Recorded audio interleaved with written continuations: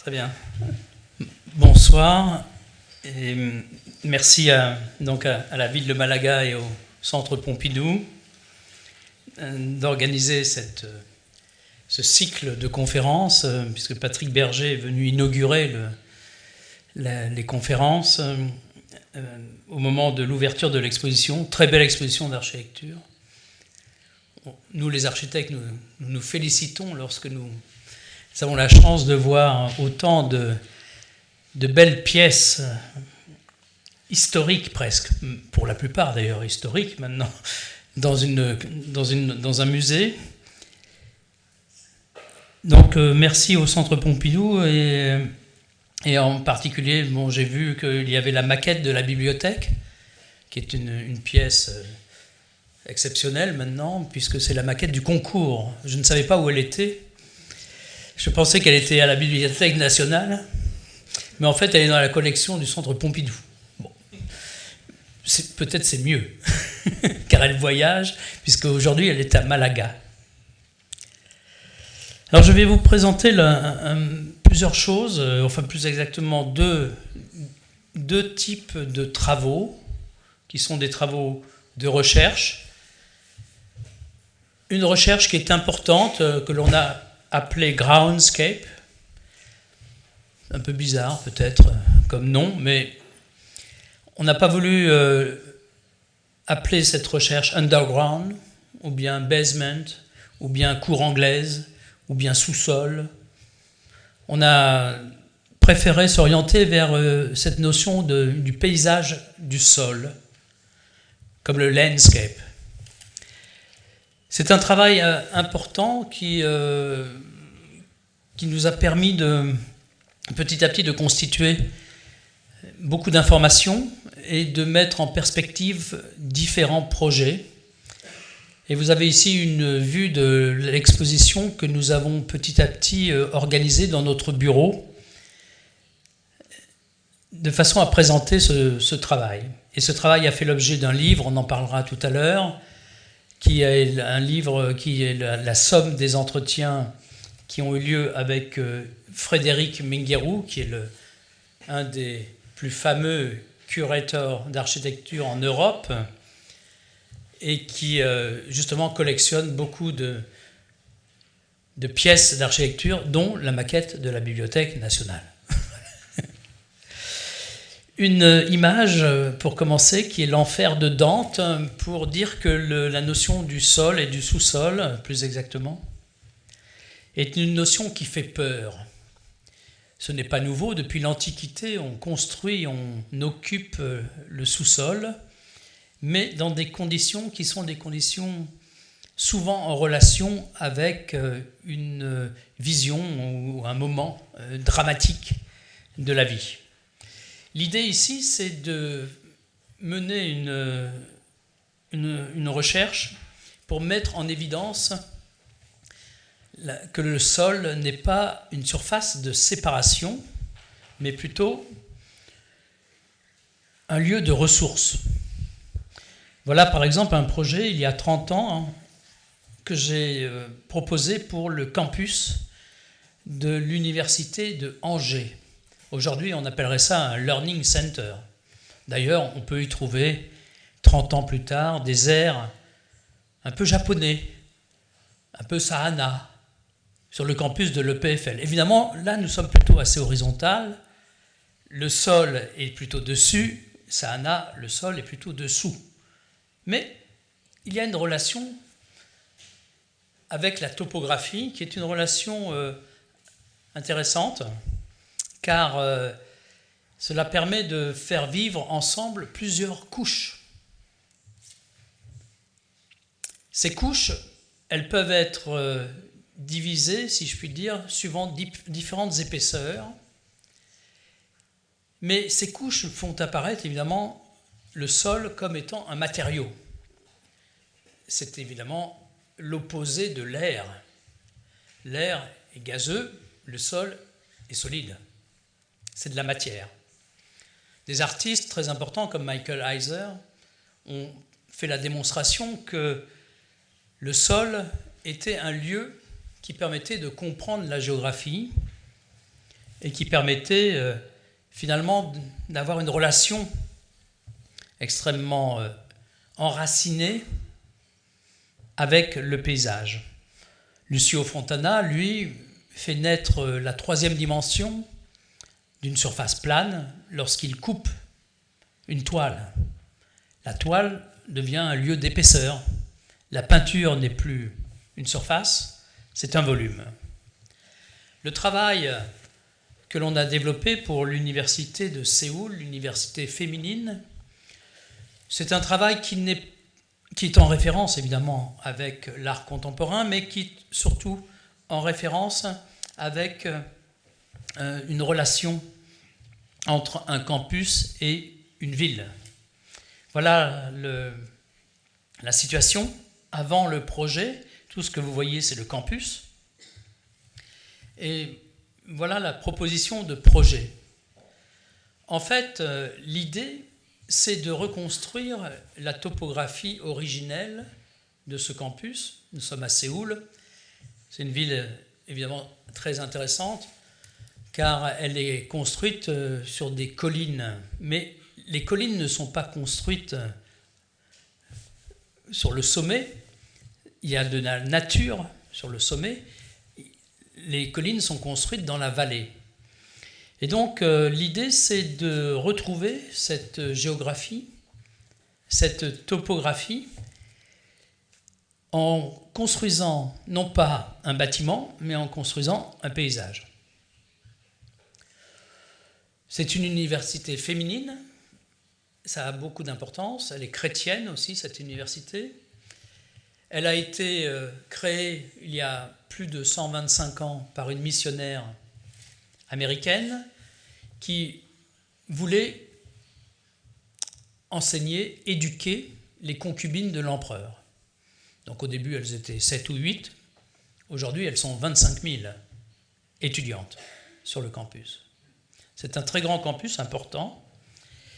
Et donc les chairwomen, parce qu'il n'y a pas de chairman dans cette université, ce sont des chairwomen, ont choisi, il y a maintenant 2008 à peu près, donc 2008 l'inauguration, 4 ans avant à peu près vers 2006, on choisit le projet d'un Français qui leur a proposé de ne pas construire de bâtiments. Ce qui à l'époque en Asie était tout à fait impossible ou presque impensable, puisque les Asiatiques voulaient construire des bâtiments, des grands bâtiments, des gros bâtiments, de façon à ce que ça soit extrêmement visible le fait que l'Asie était en train de se transformer.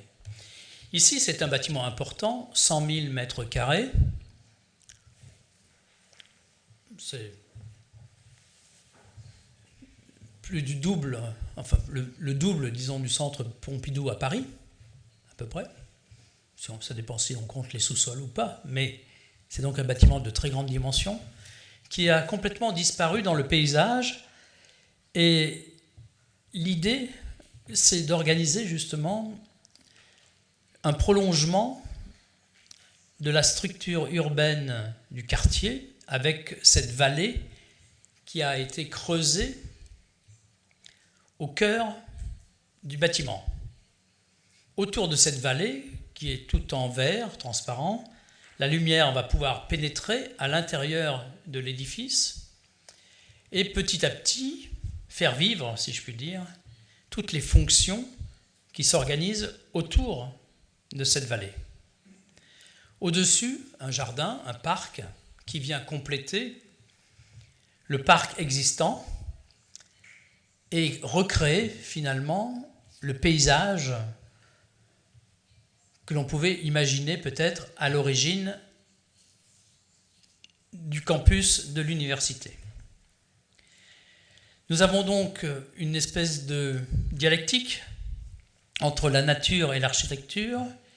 Ici, la nature est complètement artificielle puisqu'on l'a construite. On l'a construite sur le toit du bâtiment. C'est une nature qui a un relief de terre, mais aussi de polystyrène. Il y a beaucoup d'épaisseur de polystyrène qui protège le bâtiment.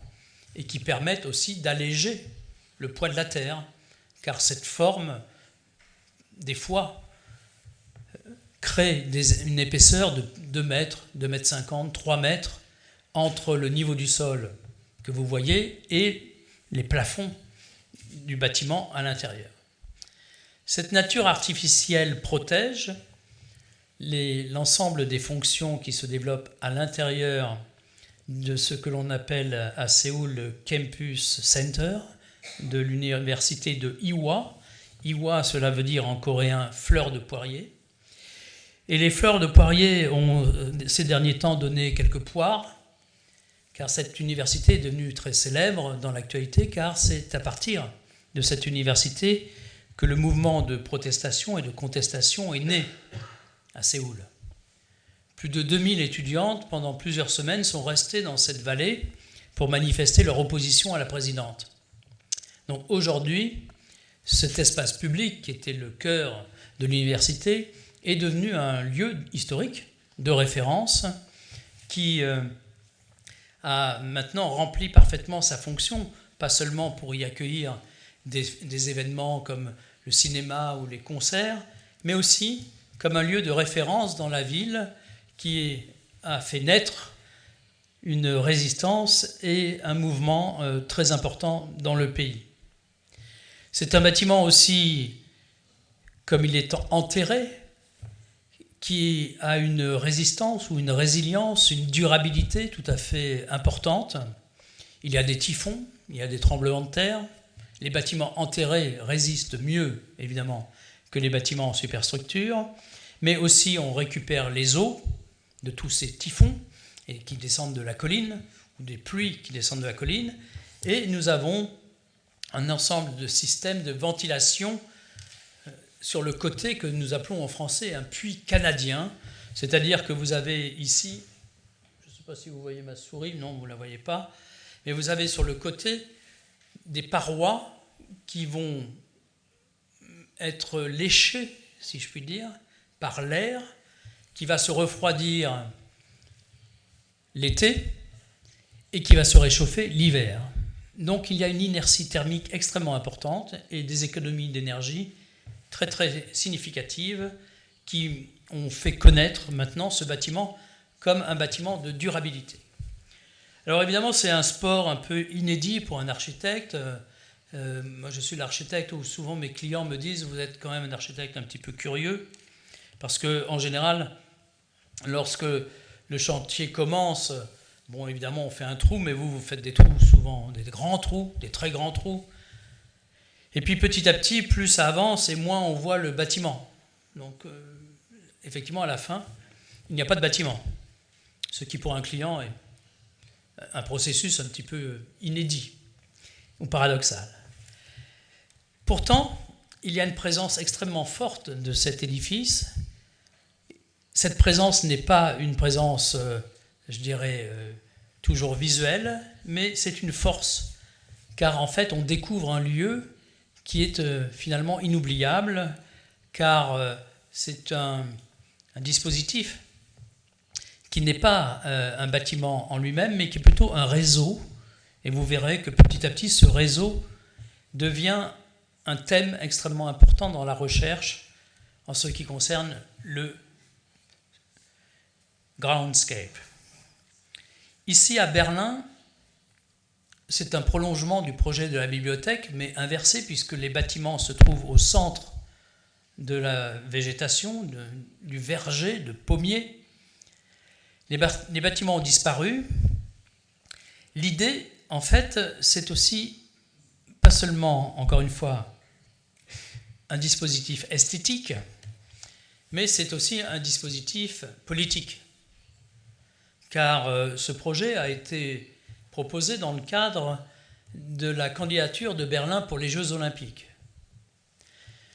Et ce projet est exactement en écho négatif, si je puis dire, par rapport au stade construit pour les Jeux Olympiques de 1936, qui étaient les Jeux Olympiques du nazisme.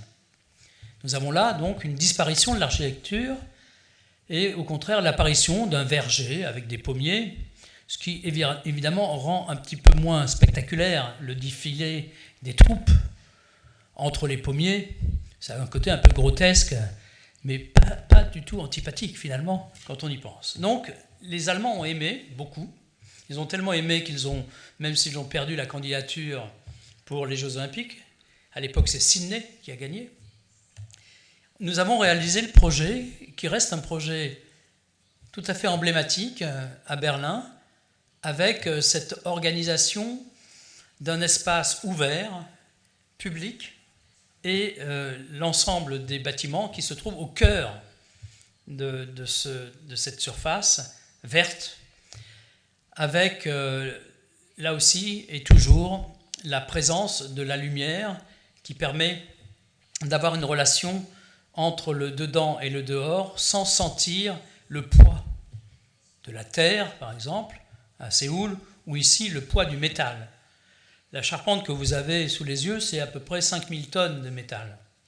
140 mètres de diamètre, 5 mètres d'épaisseur, une portée importante, et un dispositif, là aussi un peu iconoclaste pour les ingénieurs, puisque cette charpente est plate, ce qui évidemment ne favorise pas le transfert des charges du haut vers le bas, mais qui par contre crée un sentiment d'apesanteur.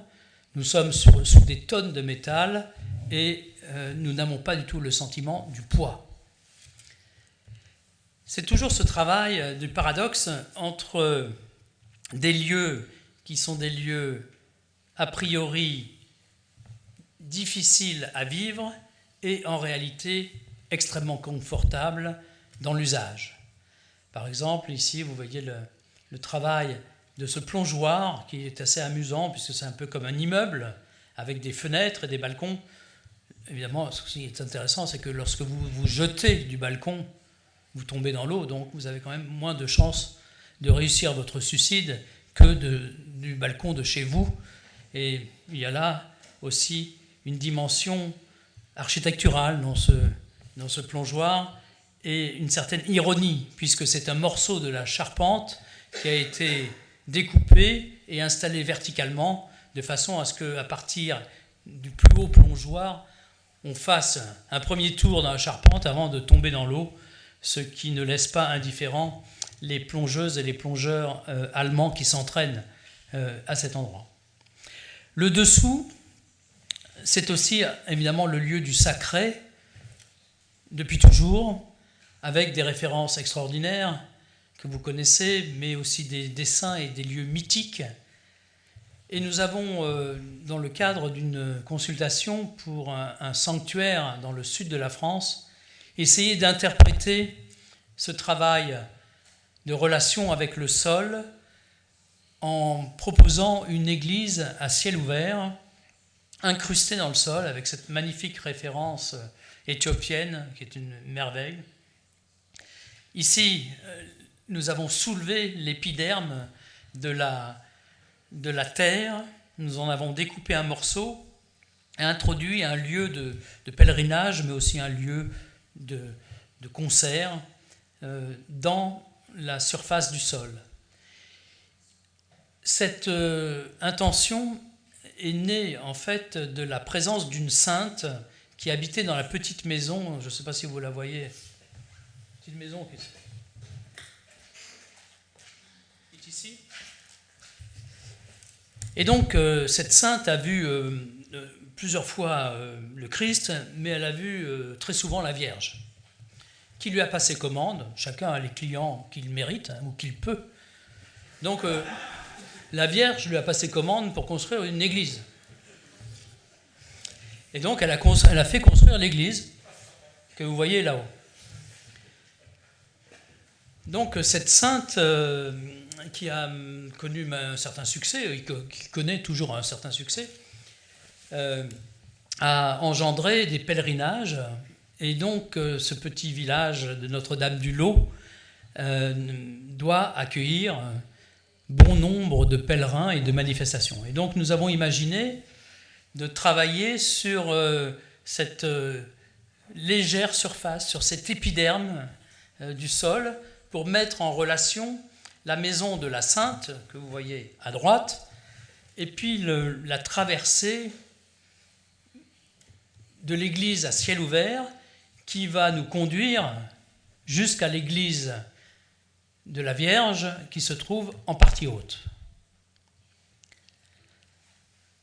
Évidemment, dans tous ces travaux, la lumière est toujours un élément essentiel. C'est-à-dire que pour arriver à réaliser et à construire en sous-sol, il faut deux conditions. Il en faut plusieurs, mais au moins deux. Il faut de la lumière et du volume, de l'espace, des mètres cubes, et de la lumière. Lumière, espace, espace, lumière sont quand même les deux éléments pour faire de l'architecture. S'il n'y a pas d'espace, il n'y a pas de lumière. S'il n'y a pas de lumière, il n'y a pas d'espace. Donc il n'y a pas d'architecture. Donc circuler, il n'y a rien à voir. Donc le fait de travailler dans le sol oblige les architectes à faire de l'architecture. Ça, c'est déjà un premier pas, mais oblige surtout les clients à accompagner l'architecte qui fait de l'architecture. Parce que sans ça, l'architecte va construire un bâtiment qui n'est pas vivable. Il n'a pas le choix lorsqu'il est dans le sol. C'est pas comme lorsqu'on est en superstructure et qu'on fait du design architectural. Là, ça marche ou ça marche pas. C'est-à-dire que soit il y a des lieux architecturés avec une architectonique et on peut les habiter. Habiter, ça ne veut pas dire y dormir, mais on peut les utiliser. Soit il n'y a pas assez de lumière, il n'y a pas assez de volume, ça ne marche pas. Donc, je trouve que c'est un contrat assez cash entre le client et l'architecte. Ça crée des situations qui permettent de mettre en scène des lieux tout à fait inédits. Par exemple, ici, ce sont les pieds des tours de la bibliothèque, 30 mètres de hauteur, avec cet éclairage naturel au niveau de l'esplanade et cette descente vers les salles de lecture. On pense que c'est l'enfer de Dante, c'est à peu près les mêmes couleurs, vous voyez, là, on descend relativement verticalement. Et puis non, on va sortir dans un jardin qui est plutôt le jardin de l'Éden, ou une espèce de paradis, où il n'y a pas ni d'Adam ni d'Ève, il n'y a pas de pommes non plus. Il y a quelques fraises maintenant que les oiseaux sont venus apporter, mais donc un morceau de nature sauvage, intouché par l'homme, comme l'a souhaité le président François Mitterrand. Donc de la lumière avec un projet qui est devenu assez célèbre, qui est une proposition pour Saint-Jacques-de-Compostelle, le projet que Eisenman a gagné. Et là, l'idée, c'était en fait de faire une réponse critique. Toutes ces réponses sont évidemment critiques, en général, et en particulier quand elles se réalisent.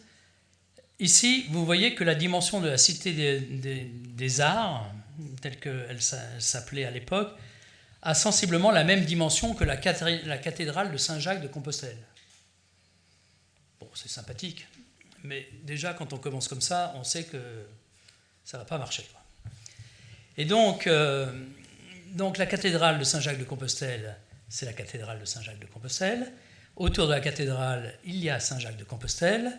Et la Cité des Arts, elle est en dehors de la ville, en dehors du périphérique, sur une colline. Et donc l'idée, c'est d'utiliser cette colline comme étant la façade du bâtiment. Et donc d'introduire dans cette colline de la lumière, un peu comme si c'était une pyramide égyptienne, et de faire vivre, jusqu'à 80 mètres de profondeur, un ensemble de fonctions culturelles, galeries, bibliothèques, salles de concert, etc., autour d'un prisme de verre avec des miroirs et des écrans à l'intérieur. Ce n'est pas la pyramide du Louvre, puisque cet élément est un instrument, c'est-à-dire on ne rentre pas par le prisme, on rentre à côté, par la colline. Par contre, le prisme, évidemment, fait vivre l'ensemble du système dans les grandes profondeurs et dans les grandes dimensions, comme on peut le voir, par exemple, ici. De ce projet est né un autre projet, plus modeste en dimension, plus prestigieux, évidemment, en implantation et en localisation, puisque c'est Versailles. Et Versailles, depuis des années et des années, souffre d'une pathologie qui est que les visiteurs commencent leur visite à un endroit du château et n'arrivent pas à ressortir et à boucler la visite pour ressortir au même endroit. Versailles est un musée, c'est un grand musée avec des très belles collections. C'est un lieu qui est visité par 7 millions de visiteurs par an. Et donc, la question et l'équation, c'était comment peut-on faire rentrer, accueillir ces millions de visiteurs, leur faire visiter le château et le musée, et qu'ils ressortent par l'endroit où ils sont rentrés, comme dans tous les grands musées du monde. Tous les grands musées du monde fonctionnent comme ça. On entre à un endroit et on ressort au même endroit. À Versailles, c'était pas possible. Pourquoi c'était pas possible? Parce que le château est trop petit. Petit. Donc, il fallait étendre le château afin d'offrir des espaces qui permettent de boucler cette boucle. Et donc, avec le déménagement de l'administration qui se trouvait dans ce pavillon, on a complètement réinstallé le système d'entrée et de sortie. Vous avez ici la cour des Princes, qui est la cour qui se trouve sur le côté, à côté de la cour royale. Et donc, dans la cour des Princes, nous avons introduit un prisme de verre que vous voyez, qui forme rambarde et qui nous a permis d'étendre le château sous la cour des Princes, entre autres, et sous le bâtiment du XVIIe siècle, pour gagner environ 1000 mètres carrés, qui ont permis d'organiser cette entrée et cette sortie, avec, entre autres, la mise en place d'un escalier que vous allez voir qui permet aux visiteurs d'aller directement par le guichet, par les arches qui se trouvent à gauche de l'image, vers les jardins. Donc nous avons introduit entre le bâtiment 18e, 19e qui se trouve à droite, le bâtiment 17e qui se trouve en fond d'image et la cour des Princes, nous avons introduit un escalier 21e siècle qui fait la liaison entre toutes les époques et qui nous a permis d'organiser justement ces usages que l'on a découverts sous la cour des Princes. Donc ce petit prisme a une très grande efficacité.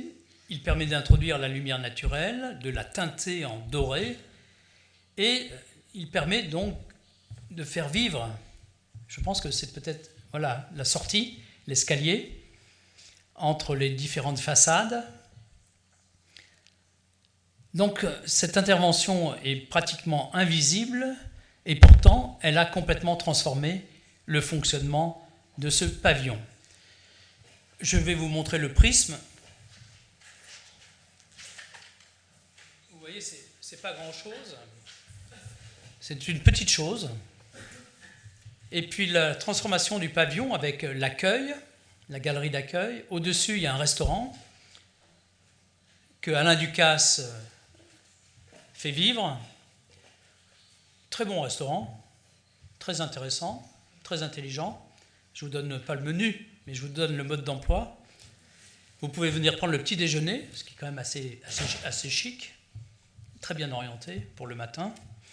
Vous avez à midi un déjeuner à un prix très correct, environ 30 à 40 euros, donc c'est possible. Le soir, ça se complique financièrement, parce que le soir, c'est dîner d'exception, c'est-à-dire c'est la réinterprétation de la cuisine du roi, à Versailles évidemment, par Alain Ducasse. Pas mal. Ça vaut des fois le coup de casser sa tirelire, pas mal. Bon, ceci dit, ce qui est intéressant, c'est que nous avons aussi, sous les toits, construit un auditorium. Donc finalement, ce pavillon, c'est l'entrée et la sortie du public, c'est un restaurant et c'est un auditorium. Donc tout un ensemble qui peut vivre de façon autonome par rapport au château, ce qui est une nouveauté, mais en même temps un service très important et très apprécié par les visiteurs du château de Versailles. Alors vous voyez, ça, toujours il faut creuser. Hein. Et là, c'est assez amusant, parce qu'au XVIIe siècle, ils étaient assez cool. Hein. Vous voyez, les fondations, ils font un mur en pierre sèche, et puis dessus, ils posent le bâtiment, c'est fini. Bon, et ça tient très bien, puisqu'on a donc découvert ces fondations, et on les a évidemment un petit peu organisées afin de pouvoir connecter les espaces sous la cour avec le bâtiment lui-même. Voilà les dispositifs architecturaux avec l'escalier, le prisme de verre de jour et de nuit, la sortie vers les jardins, et puis une autre expérience, là aussi construite, qui est un petit château, beaucoup moins beau que Versailles, vous allez voir, il est plutôt même assez laid, mais il a un intérêt, ce château, c'est qu'il existe. Et donc, à l'époque, l'industriel qui possédait l'ensemble de ce site, avec ses laboratoires de recherche, a voulu transformer ce petit château en centre de conférence. Donc vous voyez sur une image Google le château et le disque que l'on a installé, qui est un disque de verre. On a l'impression que c'est une surface d'eau, mais en fait, c'est du verre qui est au niveau du sol et qui nous a permis de construire en dessous les auditoriums, restaurants, cafés, toutes les grandes salles de réunion, disons, reliées avec le château lui-même. Voilà le résultat dans le parc, avec là aussi une relation entre l'architecture et la nature extrêmement forte, et en termes de perception et aussi en termes d'organisation. Le plan du dessous, les petits éléments noirs, ce sont les fondations du château, et vous avez en périphérie l'ensemble du système des salles de restaurants et cafés, etc. Pardon. Donc de la lumière, c'est un sujet majeur. C'est un sujet qui, évidemment, est difficile à faire comprendre lorsqu'on se trouve en dessous. Vous avez ici, dans tous ces exemples, de la lumière qui arrive à 20 mètres de profondeur. Mais si vous présentez vos études à votre client, il ne veut pas le croire, parce que c'est psychologiquement impossible. La lumière n'entre pas dans le sol. Bon. Et donc, tout le travail que nous faisons est un travail lié à des expériences, qui sont des expériences réelles, importantes, pour faire la démonstration que le dessous est un lieu où l'on peut développer des usages. Il ne s'agit pas, encore une fois, d'habiter en sous-sol. Il s'agit d'utiliser le sol, le sous-sol, comme une ressource pour faire vivre la ville en superstructure. Voilà des exemples dans l'université en Corée. Là, la façon dont on utilise les contreforts des fondations pour conduire la lumière à 20 mètres de profondeur jusqu'au Starbucks, voilà, que vous voyez ici. Vous avez de la lumière. C'est un sunken garden. Donc, il faut arriver à dédramatiser la relation que l'on a avec le sol, qui est une relation qui est assez particulière, puisque dans le sol, on a toujours cherché à tout cacher, tout ce qu'on ne voulait pas voir, tout ce qu'on voulait oublier, même nos propres corps. On ne sait pas si on vient de là, si on y retourne, tout ça reste encore relativement mystérieux, malgré tout. Donc cette dimension angoissante est quelque chose qu'il faut combattre. Et vous avez ici ce que les chercheurs, à l'époque du concours de la bibliothèque, appelaient le trou noir. Donc là, c'est le trou noir que nous avons construit pour la Bibliothèque nationale afin que les chercheurs puissent travailler. Ils étaient absolument convaincus que ce jardin n'apporterait pas de lumière naturelle et que ce jardin était, comme ils le disaient eux-mêmes et comme je viens de le dire, un trou noir. Autour de ce jardin, nous avons aménagé 200 000 mètres carrés de bibliothèque. 200 000 mètres carrés. 4 000 places de lecture. Ce lieu est un lieu d'évidence, puisque, avec le temps qui a passé, un certain nombre de personnes ne connaissent pas l'histoire, les polémiques, etc., et me remercient d'avoir conservé le jardin et construit la bibliothèque autour. Donc vous voyez la dimension psychologique de la relation avec la nature. Lorsqu'on voit des arbres, on pense que c'est la nature, et lorsqu'on voit le sol, on pense que c'est un lieu, le lieu de l'enfer. Et donc l'architecture est très intéressante car elle permet petit à petit de faire vivre ensemble des espaces qui nous étaient finalement, d'une certaine façon, un peu refusés. Voilà le plan de la bibliothèque, ça c'est le plan autour du jardin. Et c'est extrêmement important. Ce jardin, comme je le disais tout à l'heure, c'est un morceau de nature intouchable, puisqu'il est fermé. On ne peut pas entrer dans le jardin. C'est pour ça d'ailleurs qu'il a une telle vitalité. Si l'homme rentrait dans ce jardin, ce serait un massacre, un désastre, une poubelle.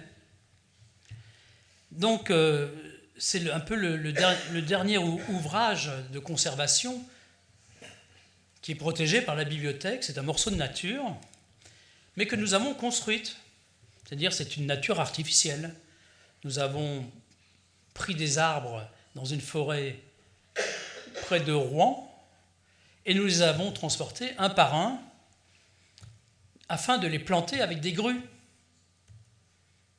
C'est une vraie construction. Évidemment, à l'époque, les paysagistes ont trouvé que c'était un architecte complètement iconoclaste qui ne donnait pas le temps au temps, comme le disait le président Mitterrand, parce que le président Mitterrand donnait le temps au temps pour les autres, mais pas pour lui-même, puisque son temps était compté. Donc, il fallait que la bibliothèque soit achevée avant que le président ne quitte sa position de président. Et donc, nous avons construit ce jardin qui a petit à petit créé cet environnement autour des salles de lecture de la Bibliothèque nationale. Pour ceux qui aujourd'hui viendraient à Paris, la Bibliothèque nationale ancienne, celle de Labrouste à Richelieu, est de nouveau ouverte. C'est une très belle chose, magnifique. Et vous pourrez voir dans la salle Labrouste un élément d'inspiration de la bibliothèque François Mitterrand, qui sont ces grandes peintures sur les murs qui montrent des arbres. Ici, dans cette bibliothèque, les arbres sont vivants. Dans la bibliothèque Richelieu, ils sont peints. Mais la nature, quoi qu'il arrive, entoure, ou tout au moins, est proche de l'architecture. Tout ceci, évidemment, a des conséquences sur la dimension de l'urbanisme. La bibliothèque, c'est en fait l'absence d'un volume qui a été construit en dessous. C'est-à-dire que les 4 tours d'angle que les médias ont nommé comme les 4 livres ouverts, ce qui est très pratique pour moi, c'est une super campagne de com facile, ça marche très bien, personne ne l'oublie. La réalité spatiale est un tout petit peu différente. Ce sont 4 angles qui marquent un volume qui est incrusté dans le sol. C'est-à-dire le plan que vous avez vu tout à l'heure, c'est ce que l'on aurait dû construire entre les 4 tours d'angle. Le fait de travailler avec le sol a permis de dégager ces perspectives, de dégager un grand vide, un espace public, et donc d'offrir plus, puisque cet espace public, c'est le toit du bâtiment. Dans les autres projets du concours, il n'y avait pas d'espace public, puisque tout était occupé par le bâtiment ou les bâtiments eux-mêmes. Donc le travail avec le groundscape, c'est de produire du sol, plus de sol, plus de sol. Et plus de sol, c'est plus d'usage, mais c'est aussi beaucoup plus d'argent. Ça, c'est quand même une idée qui devient assez intéressante pour être convaincant quand on est architecte. Et donc, cette notion d'offrir plus de surface pour y vivre est quelque chose qui permet d'organiser une densité, une proximité au même endroit, au cœur des villes, dans des lieux qui sont des lieux, par exemple comme ici la gare centrale de Naples, où l'on va creuser une grande galerie à l'air libre, avec des commerces qui vont prolonger la gare elle-même, et ceci va nous conduire vers le métro. Donc nous allons déjà descendre un petit peu, et puis nous rapprocher du métro et introduire petit à petit la lumière naturelle dans le sol jusqu'au métro. Ceci va nous permettre d'organiser par exemple la place à l'origine en un dispositif plus classique avec grand jardin, cette image est un petit peu ancienne, et toute cette promenade que l'on voit ici qui prolonge la toiture de l'ingénieur Nervi et qui accompagne non seulement les voyageurs du métro, mais qui conduit jusqu'au tramway, qui organise les relations avec les gares de train et de RER qui se trouvent sur cette place. Et donc pour cela, il faut plus de sol. Car si on utilise le même sol, on est dans des conflits de mobilité, de circulation. Là, avec ces sols un peu comme des plateformes qui sont en balcon les uns sur les autres, ça nous permet de préserver évidemment la ville historique et de la mettre en scène. Là, nous avons des vues, des bâtiments qui se trouvent à côté et qui sont un peu en belvédère au-dessus de cette grande galerie qui s'ouvre en plein air et qui permet justement de se promener à l'ombre de ces arbres métalliques qui font un peu écho à l'autre côté de la place où nous avons un grand jardin planté. Tout ceci nous oriente vers une autre relation entre le réseau de transport et la ville, puisque à Naples, la lumière naturelle descend jusqu'à 40 mètres de profondeur à peu près, et donc accompagne le voyageur jusqu'au métro pratiquement, avec des interventions comme le peintre Pistoletto, qui a développé des grandes fresques sur le thème du voyage lorsqu'on arrive presque au niveau du quai du métro. La profondeur, c'est quelque chose qui, évidemment, est lié à toutes les infrastructures de transport. Et donc, nous avons poursuivi ce travail, mais de façon extrêmement beaucoup plus radicale, pour une des grandes gares du nouveau métro de Paris, de la métropole, qui est une gare qui va se trouver à Villejuif, donc près d'Orly, et qui est une gare creusée à 50 mètres de profondeur. Et là, nous allons, par un cylindre, construire une gare de plein air à 50 mètres de profondeur. Lumière naturelle, ventilation naturelle, c'est une première. Nous avons développé avec les ingénieurs et les services de sécurité tout un processus pour valider le fait qu'il n'y a aucun équipement mécanique. La ventilation est entièrement naturelle. Et évidemment, il n'y a aucun couloir. Donc voilà la vue que l'on aura lorsque on entrera dans la gare et que l'on descendra jusqu'aux 2 lignes de métro qui se croisent, 80 000 personnes par jour vont utiliser cette gare en 2022 dans le cadre de la mise en place du nouveau métro de la métropole parisienne. Donc il s'agit bien d'un réseau, mais pas seulement d'un réseau comme on peut le voir ici, uniquement lié à la mobilité, c'est-à-dire que ce n'est pas un travail d'ingénierie que nous faisons, c'est un travail justement de connexion des différentes infrastructures entre elles, avec des utopies comme celle-ci, de construire sous la Seine par exemple, ou bien des utopies de moins en moins utopistes, de relier entre eux tous les parkings de la ville. On a moins besoin de parking. On a même de moins en moins besoin de parking. Donc, petit à petit, on va réutiliser ces infrastructures pour créer un espèce de biotope qui va faire vivre les bâtiments en superstructure. C'est une idée qui est évidemment complètement politique, puisque la conséquence, c'est de se mettre d'accord avec l'ensemble de la population pour définir une limite à l'extension de la ville, comme autrefois. Autrefois, il y avait des murailles, des limites, des boulevards, et au fur et à mesure, par l'effet de l'histoire, la muraille se déplaçait. Aujourd'hui, on n'arrive pas à arrêter l'étalement, le développement des métropoles. La métropole parisienne, c'est 60 km de diamètre. C'est fatigant.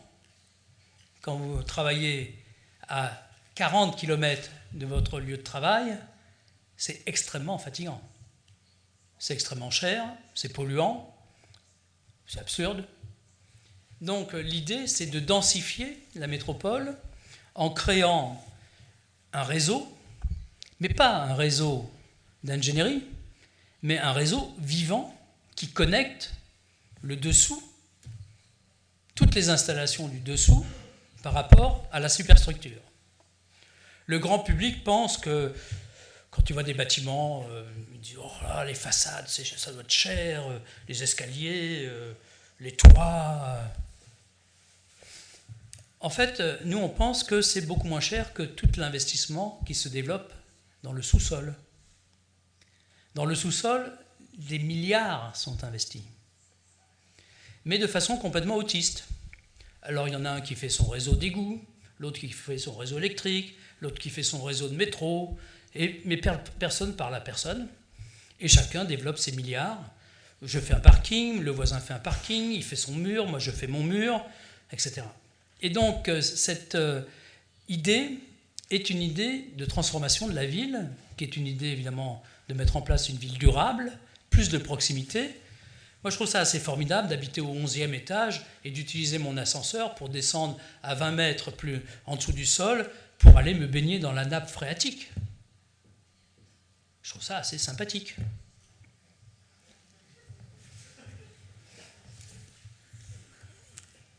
Ah oui, j'ai rien dit sur cette image qui est très importante. C'est en fait le plan de l'université en Corée. Alors évidemment, c'est moins sexy qu'une façade ou une image 3D. Mais c'est ça. Ça marche comme ça. Ça, c'est ce que l'on vit. C'est-à-dire la relation entre le dehors, le dedans, ce qui existe, etc. Et la démonstration que le vide est un élément d'union et que ce n'est pas un élément de séparation. Ici, c'est un collage aussi, puisqu'on travaille beaucoup avec des fictions et des collages de deux bâtiments que nous réalisons. Au-dessus, c'est la Poste du Louvre à Paris, un très très beau bâtiment de Julien Gadet à la fin du 19e siècle, magnifique, qui forme un îlot, un bâtiment qui est plutôt dans la dimension du sud de Manhattan, c'est-à-dire des grands blocs en pierre avec les charpentes en métallique à l'intérieur. Donc la transformation de ce bâtiment avec une cour industrielle à l'intérieur que l'on a collée au-dessus de la gare que je vous ai présentée tout à l'heure. Et donc là, on a une relation contemporaine entre les infrastructures de transport, les infrastructures au sens large, et la protection de la ville historique et la densification de cette ville historique à proximité, c'est-à-dire en bas de chez soi. Alors évidemment, tous ces lieux assez emblématiques comme l'Arc de Triomphe sont très intéressants pour développer des fictions qui, petit à petit, deviennent d'ailleurs de moins en moins fiction parce qu'elles transforment la vision et permettent de mettre en place, si je puis dire, un autre regard sur la ville et sur le patrimoine. Il est évident, surtout en Europe, dans nos pays, que nous n'avons absolument pas les moyens d'entretenir notre patrimoine. Et pourtant, il faut entretenir notre patrimoine, qui est notre mémoire, et en plus, ce patrimoine est tout à fait exceptionnel. Et donc, il faut que ce patrimoine puisse accueillir des usages nouveaux. Ils ne peuvent pas tous être monuments nationaux ou musées, etc. Et donc, par exemple, ici, l'idée, c'est de donner une nouvelle dimension au mémorial de l'Arc de Triomphe, mais autour du mémorial, de réorganiser les 6 gares de transport qu'il y a sous la place de l'Étoile et de développer un ensemble de galeries qui permettrait de faire le tour de la place de l'Étoile par le dessous. Et nous avons 12 sorties possibles qui sont dans la logique du plan haussmannien et qui nous permettraient de conclure, si je puis dire, le haut des Champs-Élysées par un ensemble de cette nature. Mémoire, culture, commerce, transport, etc., etc. Et pour finir, rapidement, parce que je pourrais refaire une autre conférence, mais je veux vous montrer un projet qui est un projet très très important pour Paris et pour la métropole parisienne, qui est un projet qui est lié à une commande du président de la République et de la maire de Paris sur le renouveau ou la régénération de l'île de la Cité. L'île de la Cité, comme on l'a vu ici, c'est le cœur du cœur de Paris, de la région parisienne. L'île de la Cité, c'est un endroit tout à fait exceptionnel, de par son histoire, de par sa géographie, mais qui a complètement disparu de la carte. Plus personne ne sait ce qu'est l'île de la Cité, où est l'île de la Cité. Personne ne s'arrête sur l'île de la Cité, car l'île de la Cité est un endroit particulièrement antipathique, car vous allez sur l'île de la Cité parce que vous n'avez pas de papier, soit parce que vous êtes convoqué par la justice, soit parce que vous avez besoin d'un permis de séjour, soit parce que vous êtes malade, soit parce que vous allez à la cathédrale, etc. Et ceci a été mis en place par notre ami le baron Haussmann, qui a un peu plus de 100 ans rasé l'île de la Cité. On pense que l'île est ancienne, elle est ancienne, puisque c'est Lutèce, mais elle est ancienne en dessous. Ce que nous voyons aujourd'hui, c'est une île qui a à peu près 100 ans, 150 ans, pas la cathédrale, ni la Sainte-Chapelle, ni la conciergerie, mais peut-être quelques bâtiments encore, ils sont 17e, on peut trouver quelques traces 16e, mais majoritairement, il n'y a pas d'habitants, pas d'école, pas de bureau de vote. C'est une île qui est uniquement utilisée par des commerçants qui vendent des tours Eiffel à côté de Notre-Dame, parce que, bien sûr, tout le monde a bien compris que lorsqu'on va à Notre-Dame, on achète une tour Eiffel. Donc ça paraît, vous voyez à peu près la nature du commerce. Hein, bon. Tout le monde vient voir Esmeralda, mais il n'y a pas pour autant le roman de Victor Hugo en vente. Bon. Donc c'est quand même un lieu d'un tourisme assez dégradé, avec des conditions d'accueil tout à fait inacceptables pour ces 14 millions de visiteurs. 14 millions de visiteurs, à minima, viennent chaque année sur le parvis de Notre-Dame. Et puis les habitants, ils sont très peu nombreux, et le peu qui existe n'existe pas puisque c'est majoritairement Airbnb. Donc c'est un endroit tout à fait étonnant, et nous avons donc fait des cartes pour révéler cette île, et c'est un travail qui a été mené en collaboration avec Philippe Bellaval, qui est le président du Centre des monuments nationaux. Sur l'île, il y a 3 monuments nationaux, Notre-Dame, la Sainte-Chapelle et la Conciergerie. Et donc ce tandem entre un grand commis d'État, qui dirige évidemment une institution culturelle de premier rang, et un architecte, est quelque chose de tout à fait inédit. Et à la demande du président et de la maire de Paris, on a cherché à démontrer que l'île pouvait se reconstituer sur elle-même. C'est-à-dire qu'il fallait sortir d'une pensée haussmannienne qui était limité à chaque bâtiment, à chaque forteresse, la police chez la police, la cathédrale chez la cathédrale, l'hôtel-Dieu chez l'hôtel-Dieu, le palais de justice, etc. Il faut mutualiser ces institutions autour de l'espace public et grâce à l'espace public. Et donc nous avons développé tout un travail de cartographie qui aujourd'hui fait l'objet d'une exposition.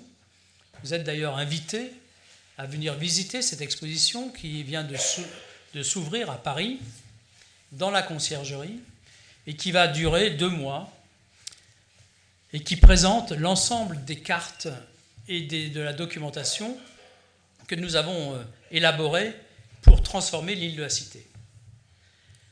Un des axes, si je puis dire, de transformation, c'est de mettre en place une circulation longitudinale.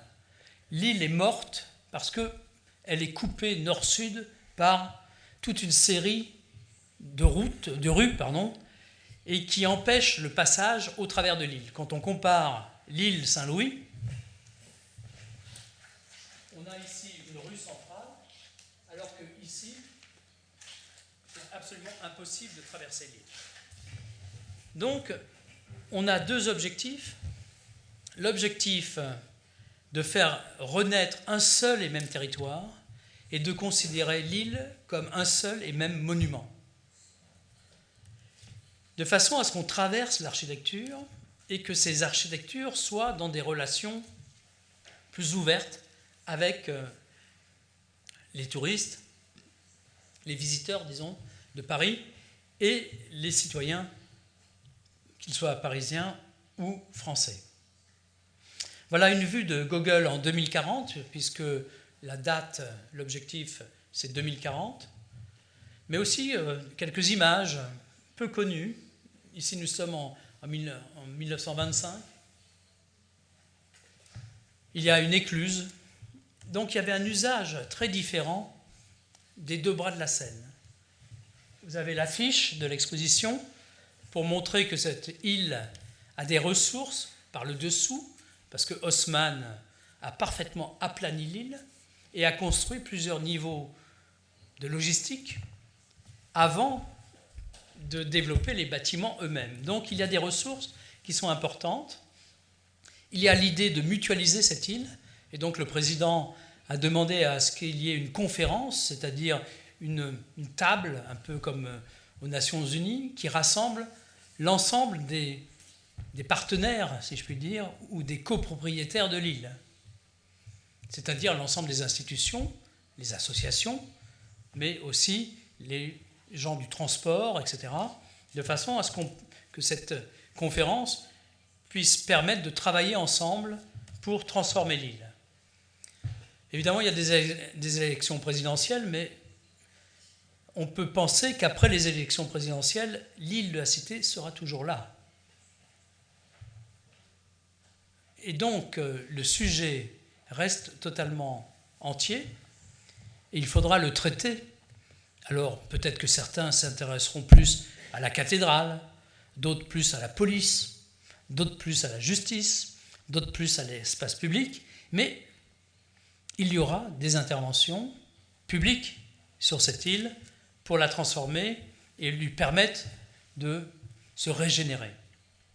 Le plan que vous avez ici, c'est le plan du groundscape de l'île, qui permet de mettre en relation bon nombre d'espaces souterrains qui sont entre autres des parkings. Et ces parkings, vous les voyez là, ils sont très très intéressants, ils sont importants, et ils vont nous permettre de transformer l'île sans toucher à l'archéologie. Et donc en fait, nous intervenons sur 3 couches. La couche du dessous, la couche de l'espace public, qui est envahie abusivement par l'État et en particulier par la police. Vous ne pouvez pas circuler sur l'île, alors que les espaces sont tout à fait intéressants, agréables, mais vous ne pouvez pas circuler puisqu'il n'y a que des fourgons de police sur l'île actuellement. Et c'est un immense commissariat, si vous voulez. Et vous avez aussi une intervention sur le dessus de l'île, ou la silhouette de l'île, avec tout ce travail d'architecture de métal et de verre qui vont permettre de couvrir les cours, de couvrir différents espaces, passages couverts, etc. Une vue sur le palais de justice, deuxième partie du 19e siècle, il n'y a pas si longtemps, et on cherche à retrouver justement ces espaces publics avec ici une partie centrale que l'on appelle un peu la place Saint-Marc, un peu comme la place Saint-Marc, mais que l'on appellera la place de Lutèce, au cœur de l'île de la Cité. C'est pour montrer le travail des bâtiments du 19e siècle avec les différents sols qui se superposent, et puis petit à petit, l'ouverture vers la Seine, retrouver la Seine. On voit ici les fondations de l'ancien Hôtel-Dieu qui se trouvait le long de la Seine, l'ouverture sur la Seine, les bateaux qui vont revenir, les sorties de métro qui vont être réouvertes sur l'espace public, tout un dispositif pour aller à pied sur la promenade sud, de la cathédrale jusqu'au Louvre, jusqu'au musée du Louvre. Ce n'est pas une rue piétonne, c'est une promenade piétonne. C'est un tout petit peu différent. C'est-à-dire que c'est un parcours qui va d'un monument à un autre monument en traversant la ville. Génial, non? Bon. Donc, des choses simples pour tout le monde et des choses que l'on peut partager avec tout le monde, avec cette possibilité d'utiliser la ville et l'île, jour et nuit, afin que le sol, que vous voyez ici, ça c'est l'ouvrage qui vient de paraître aux éditions X, qui est un éditeur français en deux langues, et qui fait état justement de cette stratégie au niveau du sol, sur le sol, en dessous du sol, et qui crée justement cette possibilité de protéger le patrimoine, comme l'exemple de l'île de la Cité, tout en développant des centaines et des centaines de milliers de mètres carrés nouveaux, avec des usages nouveaux, sans pour autant avoir le sentiment d'avoir touché l'île dans son intégralité ou dans son intégrité, tout au moins visuelle, mais une île qui va permettre, et l'UNESCO est très intéressé par cette démarche, de faire vivre patrimoine et nouveaux usages, puisque évidemment le cœur de Paris est patrimoine mondial, et donc il y a des relations qui sont tout à fait inédites entre le patrimoine mondial et ces sites de protection, dans le respect effectivement des monuments et du paysage historique, mais avec l'introduction de ces nouveaux usages. Donc il y a là pour les architectes, l'architecture, un fantastique terrain de jeu nouveau, c'est-à-dire qu'on pensait que le mur nous limitait dans sa relation entre l'intérieur et l'extérieur. Petit à petit, on voit que c'est quand même pas aussi oui, non, que c'est plus complexe, que c'est plus, comment dirais-je, poétique d'une certaine façon dans cette relation, et donc plus sensuelle d'une certaine manière. Eh bien, non seulement le mur ne nous limite plus, mais le sol, lui non plus, ne nous limite plus. Donc, moi, je pense que l'architecture a des beaux jours devant elle si elle sait aller au-delà d'elle-même. Merci.